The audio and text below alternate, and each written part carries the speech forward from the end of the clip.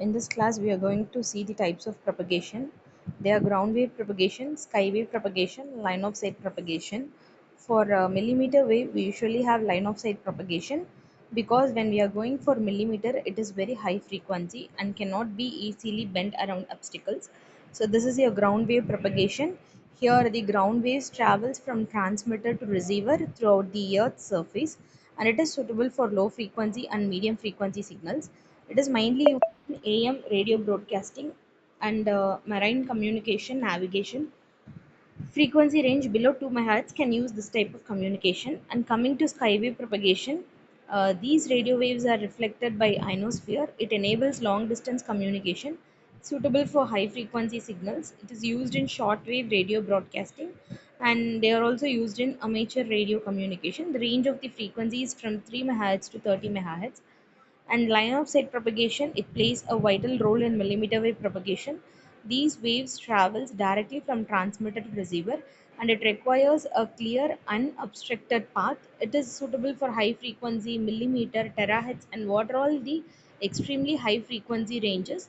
It is suitable for line of sight propagation because whenever there is no line of sight, the multipath propagation will undergone. In multipath, there will be fading, scattering, reflection, diffraction, diffraction. To avoid this, we'll be using this line of sight propagation, and it is mainly used for high speed communication over short distances. The frequency range is usually above 30 MHz, and coming to millimeter wave, it is especially 30 to 300 GHz for millimeter wave. So, the factors affecting millimeter wave propagations are free space path loss, atmospheric absorption, rain attenuation, and blockages.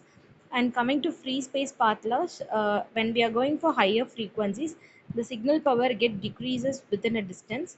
And already we have discussed this atmospheric absorption in previous class, comparing the millimeter wave size and rain droplet size. We have compared this.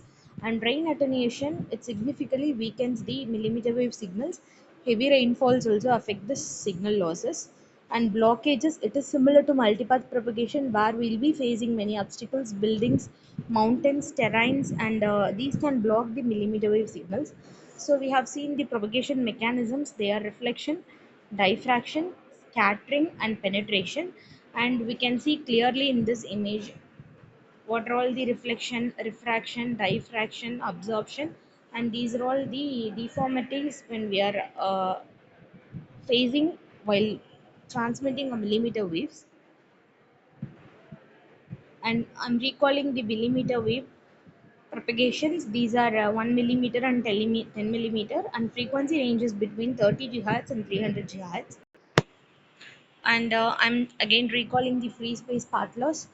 Whenever we are moving to, you can clearly see the graph. Whenever we are moving through distances, the signal power decreases, and it is mainly affected by frequency, distance, antenna gain. This will result in reduced signal strength and short communication distances. This is atmospheric absorption due to oxygen molecule water vapor. And rain attenuation, these can cause signal fading, increased attenuation, reduced coverage, lower data rate. And we can overcome this by beamforming, by making all the radiation patterns of the antennas in a single direction, and adaptive modulation and power control. So we know reflection, radio waves bounces from smooth surfaces, it will call as a reflection. We can say Snell's law is a great example. And these are all diffraction, bending of waves around obstacles. In millimeter wave, it is very limited. It will be easily blocking the waves. And for short communication range, scattering, it occurs when the millimeter wave strikes a small objects or rough surfaces and spread in multiple directions. It creates multiple signal paths which may improve or reduce communication qualities. So examples of the objects that are causing scatterings are trees, vehicles, lampposts, and signboards. And the effect of these scatterings are it creates multiple propagation models. So beamforming, it focuses the radio signals towards the intended receiver. It has having very much advantages, especially in millimeter wave communication. It will form a strong signal, better coverage, reduced interference, and improved communication qualities. And massive MIMO, In massive MIMO, it uses multiple transmitting and receiving antennas simultaneously and benefits a higher capacity, better spectral efficiency. And when we are going for MIMO, the signal strength is obviously increasing until and unless beamforming is followed. It also increases the throughput and it supports multiple users. So this is the major comparison table of millimeter wave and sub 6 gigahertz.